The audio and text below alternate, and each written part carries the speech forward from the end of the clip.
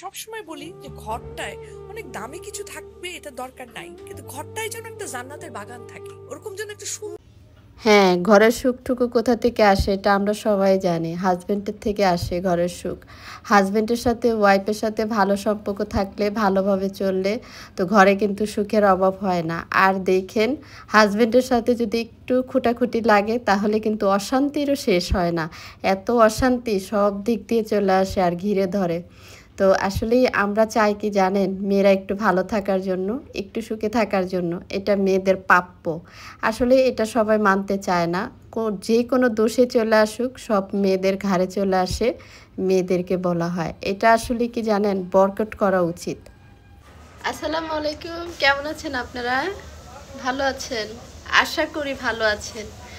যারা আমার YouTube fan follower যারা আছেন তাদেরকে বলছি আমার ছোট্ট পরিবার থেকে আপনারা কেমন আছেন আরও একবার জিজ্ঞাসা করছি। ভালোই আছেন অবশ্যই। আর আমিও ভালো আছি মোটামুটি। তো চলে আসলাম আপনাদের সাথে আরেকটা ছোট ব্লগ নিয়ে। তো আপনাদের সাথে শেয়ার করবো না তা কি হয়? তো রেগুলার তো ভিডিও আপলোড করি, রেগুলার তো ব্লগ আপলোড করি, এটা তো আপনারা জানেন। আর করব এই আর কি।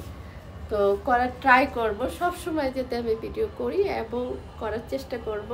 তো যেখান থেকে আমার ভিডিওটা দেখছেন, যেখান থেকে দেখছেন, অবশ্যই অবশ্যই আমার পাশে থেকে ফুল ভিডিওটা দেখে দিবেন।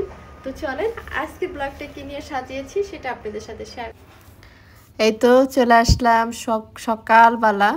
দেখেন আমি এখানে দাঁড়িয়ে আছি বেলকনিতে, আর কি সুন্দর একটা ভিউ দেখেন, সবুজ। আর এই তো তারাও খাওয়ার জন্য চলে আসছে, ঘাস খাওয়ার জন্য। আমিও দাঁড়ায় দাঁড়ায় দেখতেছিলাম। এই মাঠটা কিন্তু অনেক বড়, বিশাল বড়। হ্যাঁ, আর এখানে সব মানে ছাগল বলেন, গরু বলেন, ছেলে মেয়েরা বলেন এখানে খেলতে আসে।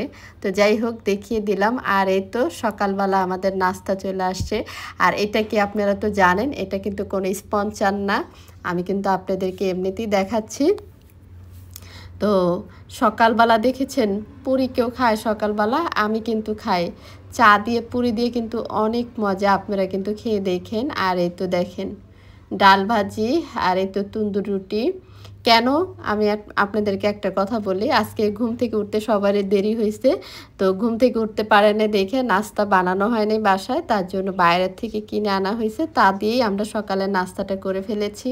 আর এই তো অনেকদিন পর সেলাই মেশিনে বসে পড়লাম, কারণ আমার কয়েকটা জামা ছিল, সেইগুলোর কাজগুলো সেরে নিচ্ছিলাম। তো ভাবলাম যে না, বসেই আছি, একটু একটু করে নেই, ভালো হবে। অর্ধেক করে রেখে দিয়েছিলাম, শুধু সাইডগুলা সিলি বাকি ছিল।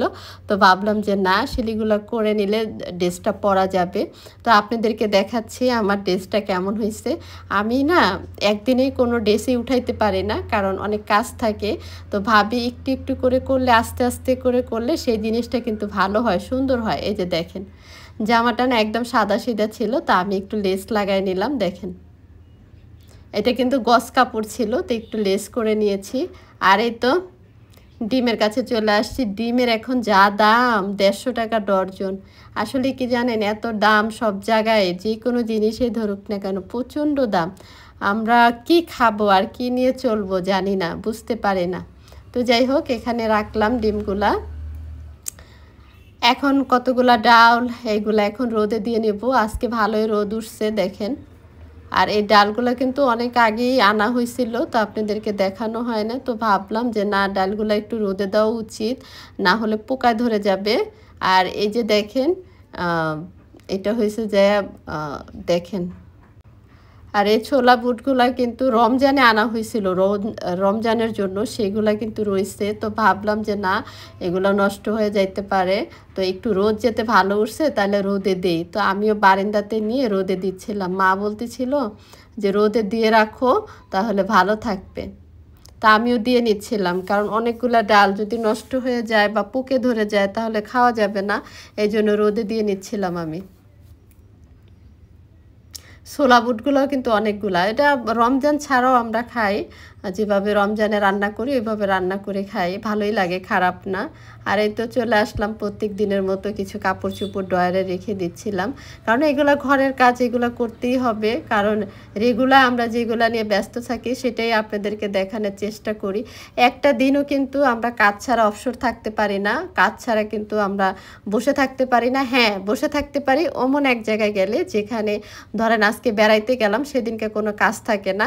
বেড়াইতে গেলে তো তাদের বাসায় কাজ থাকে না, কিন্তু নিজস্ব বাসায় অনেক কাজ থাকে, ওই দিনটাই কিন্তু আমরা কাজ ফাঁকি দিতে পারি বেড়ানোর কথা শুনলে। আর বেড়ানোর কথা শুনলে কিন্তু আমরা মেয়েরা কিন্তু অনেক খুশি হই যে না, অমুক জায়গায় যাব বেড়াইতে, ভাইয়ের বাসায় বলেন, বোনের বাসায় বলেন, বা আত্মীয় স্বজনের বাসায় বলেন, বা ননদের বাসায় বলেন, তাহলে কিন্তু ভালো লাগে। তো যাই হোক, আর এদিকে কিন্তু কিছু কাপড় চোপড় দিয়ে নিলাম, আর বেসিনটাও কিন্তু পরিষ্কার করে নিয়েছি। দুইটা চাদর দিয়ে দিলাম যে আস্তে আস্তে এটা পরিষ্কার হোক, আর আমার হাতের কাজগুলো আমি করে আসি। তো এই যে দেখেন, বেসিনটাও পরিষ্কার করলাম, তারপরে এই যে হাত মুছুনিটা এটাও চেঞ্জ করে নিলাম। ভালো লাগতেছে, সবসময় পরিষ্কার থাকলে আমার কাছে ভালো লাগে। আর এই তো কতগুলো হ্যাঙ্গার নিলাম, এখন হ্যাঙ্গারগুলো একটু পরিষ্কার করে নেব, মানে ধুয়ে নেব আর কি। হ্যাঙ্গারগুলো একদম কালো কালো হয়ে গেছে, অনেক দিন হয়েছে হ্যাঙ্গারগুলা। তো হ্যাঙ্গারগুলো কিন্তু আমার লাগে, শাড়ি, ড্রেস অনেক কিছু রাখা যায়। তো আমার হ্যাঙ্গারগুলো কিন্তু খুবই ভালো লাগে, কারণ আমি হ্যাঙ্গারগুলো সাজায় রাখতে বেশি পছন্দ করি। আর এই তো আজকে প্রায় এক সপ্তাহ পরে রোদ উঠছে, তারপরে কিন্তু হলুদ মরিচ আমরা শুকায়া তারপরে ভাঙ্গায় আনা হয়েছে। এটা রমজান মাসের পর্যন্ত যাবে, 4-5 মাস খেতে পারবো। একদম রমজানে যে এই হলুদ মরিচগুলো শেষ হবে, যেটা আমাদের সংসার বড়, একটু হলুদ মরিচ বেশি লাগেই, এতটুকুই। তো হলুদ মরিচ ভাঙ্গানো হয়ে গেছে, ভালো লাগতেছে। আর এই তো আপনাদেরকে দেখিয়ে দিচ্ছি আজকের রেসিপি কী আসিল। আমার ছোট্ট ব্লগটা যারা পছন্দ করেন সাথে থাকবেন, ফুল দেখার চেষ্টা করবেন, আমি নতুন নতুন ব্লগ দেওয়ার চেষ্টা করব। আর যারা আমাকে বেশি ভালোবাসেন অবশ্যই কমেন্ট করবেন, কমেন্ট না করলে কিন্তু আমি বুঝতে পারবো না, আপনাদের ভিডিওগুলো দেখতে যেতে পারি, সেই সুযোগ করে দিতে হবে। তো এই তো আজকের ব্লগটা এই পর্যন্তই। আল্লাহ হাফিজ, ভালো থাকবেন, সুস্থ থাকবেন, যে যেখান থেকে দেখছেন অবশ্যই